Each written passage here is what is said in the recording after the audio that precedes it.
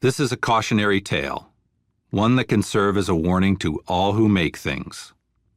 Once something is created, drawn in this case, the maker, while exerting complete control over its creation, has virtually no control over what it ultimately means to others, nor, apparently, where it ends up.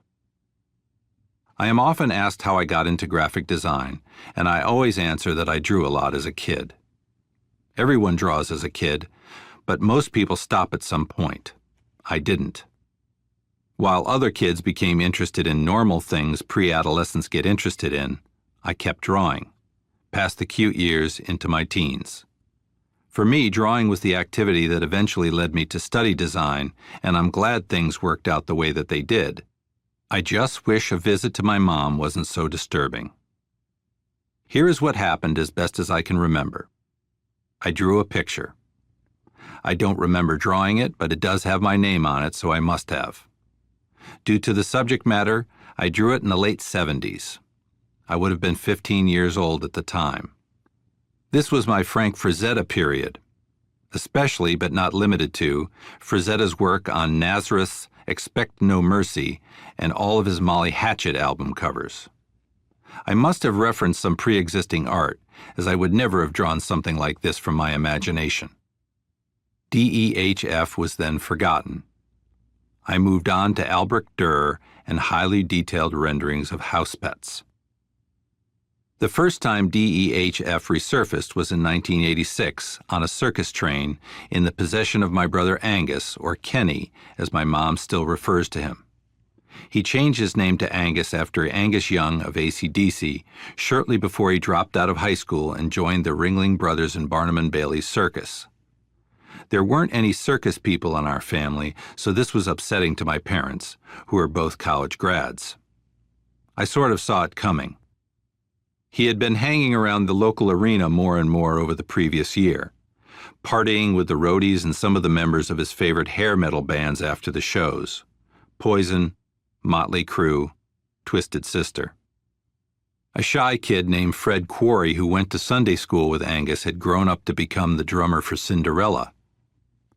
I vaguely remember Angus going to the show and then not seeing him for a few days. He did the same when the circus was in town. It was during one of these visits that his circus friends said, "Hey, why don't you come with us?" And off he went. He didn't give it any more thought than that. If he did, he would have realized that he was a few months from graduating from high school. I never figured out what his official title was, but he worked for years with camels and was later promoted to taking care of elephants. By taking care, I mean mostly cleaning up after them, much of which involved a shovel. He referred to them as his girls. He had brought the drawing on the road with him, and I saw it when the circus came to the Richfield Coliseum, 30 miles north of Kent, Ohio, where I was studying graphic design. It was hanging above his bunk on the circus train. It had acquired a dark blue mat, was unframed, and was wrapped in cellophane. I was sitting on the edge of his bunk concentrating on my breathing. This was my first experience dealing with the circus smell that permeated everything on that train. Even the beer he handed me tasted like circus. Completely oblivious to the stench, my brother told me that demon-eating human flesh was the best thing I'd ever done, or would ever do.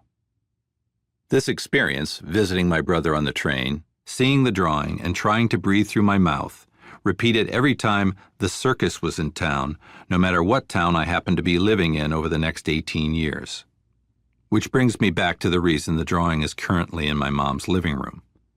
I learned about the accident via one of those middle-of-the-night phone calls. It was December 2004. My wife Emily handed me the phone, and half asleep I heard through my father's sobs that Kenny, Angus, was brain dead.